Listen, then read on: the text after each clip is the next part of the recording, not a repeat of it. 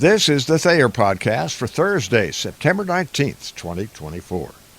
Last time, we left off contemplating what will happen if we don't get our country back to God. The last words in this podcast Monday were, if we can't convince believers to vote God back into America, we're going to lose it to Satan himself. Those are my exact words. I'm sorry.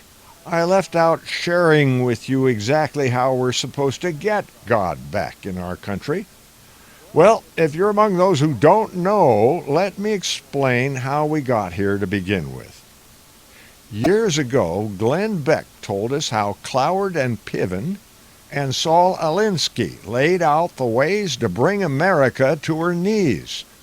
First, in the 60s, social scholars and activists Richard Cloward and Francis Fox Piven were concerned with the pervasive issue of poverty in the United States. They argued that existing welfare programs were inadequate to address the needs of the poor.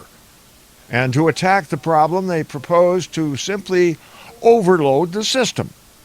In the early 70s, Alinsky published his now infamous book, Rules for Radicals, a work that laid out how to create a socialist state from America's Democratic Republic by expanding on Cloward and Piven's proposal to overload the system. Alinsky laid out how to dupe the country's people into relying on the government to take care of them from cradle to grave. That's where about half of us stand right now.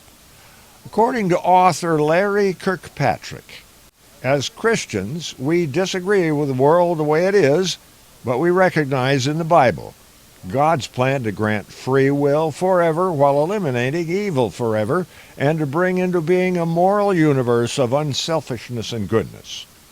In John 18:36, Jesus made it clear that his kingdom was not of this world.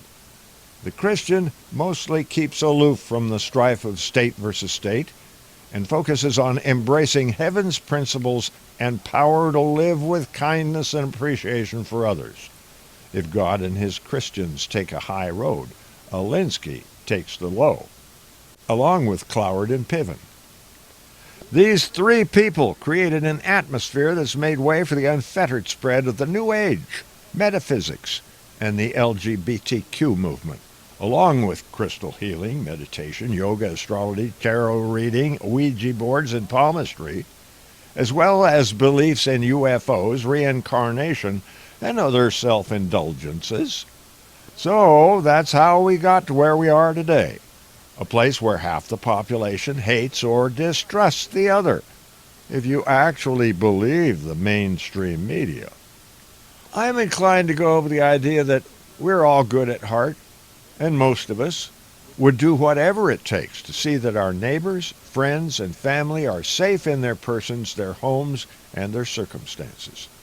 Most of the time, all it takes is an abiding belief in God and just a nodding acquaintance with the teachings of the Bible to keep us free and clear-headed.